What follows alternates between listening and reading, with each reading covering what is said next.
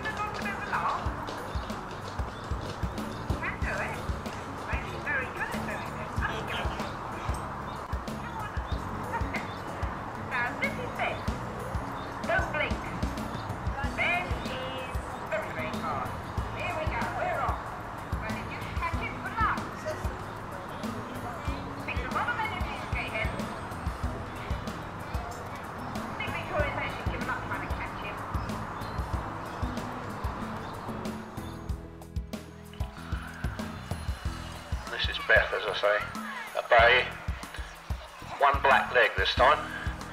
The colours are purely cosmetic, but the show people love to get a horse with 4 white feet. The sad thing is that some of the breeds won't accept coloured horses. And if you coloured horses, I mean colours as in, if you look at the films, the Indians always had beautifully marked horses, black and greys mixed.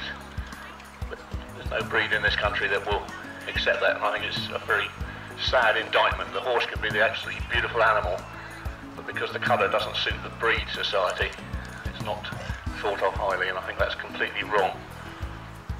There we go. Backing up a few paces. And our judge, appreciating that McCall will show all the horses through all the disciplines. He's very happy with what we're doing so far. There we go.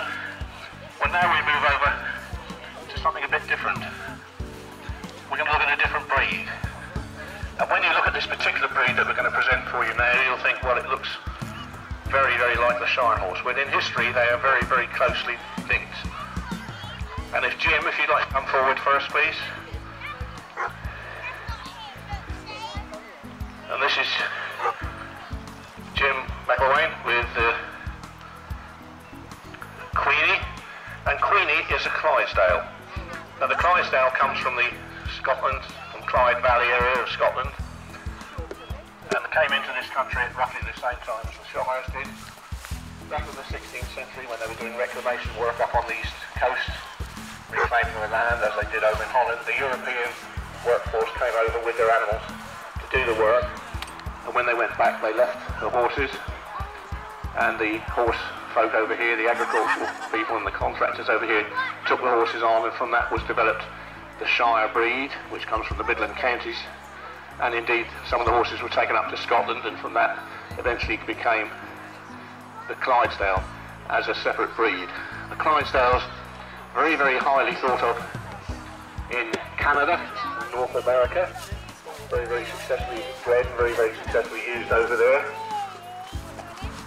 This one, as I say, with Jim is Queenie, and Jim and Queenie work with the Ken Harrison team, which you'll see a little bit more of a bit later on, as I was saying.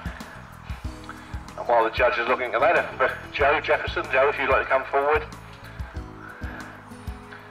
And this is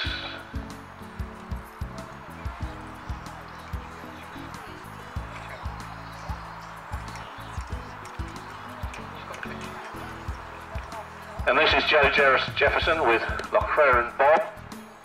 And Bob again is a Clydesdale.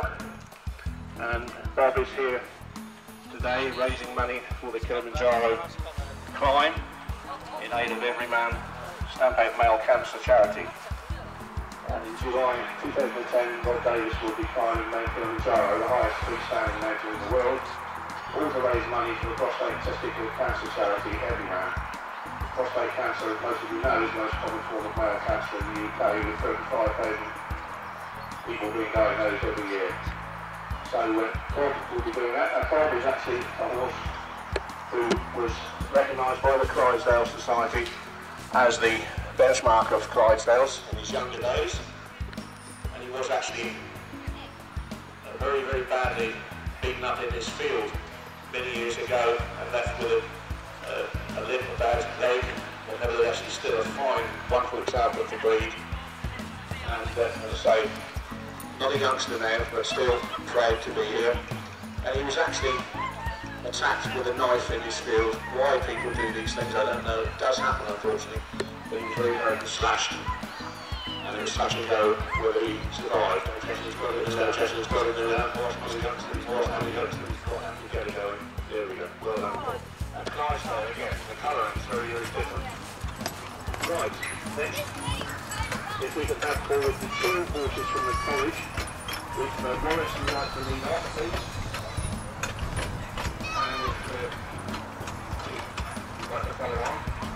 Now these two are the lead horse there is Wallace. Wallace is pure Clydesdale. And the second horse there is Duke Clydesdale Cross. He's crossed with a different breed. What we Clydesdale Cross Shire, I think, looking at it.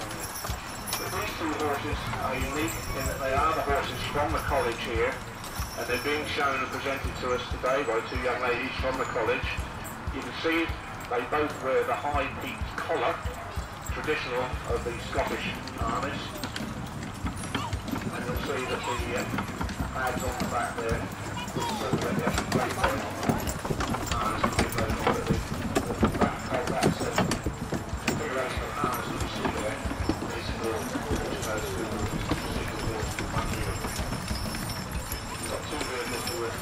You have a different set of harness.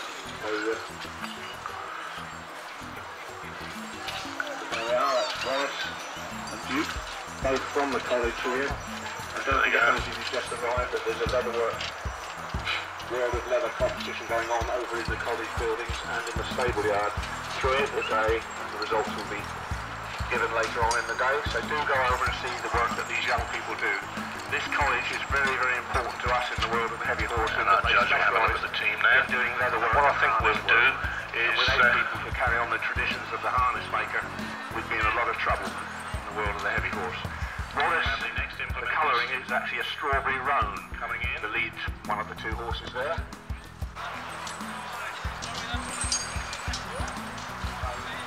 Colouring is blue roan, grey roan or strawberry roan. That's actually a strawberry roan. And they're platted up at the level of the college, the maroon green there.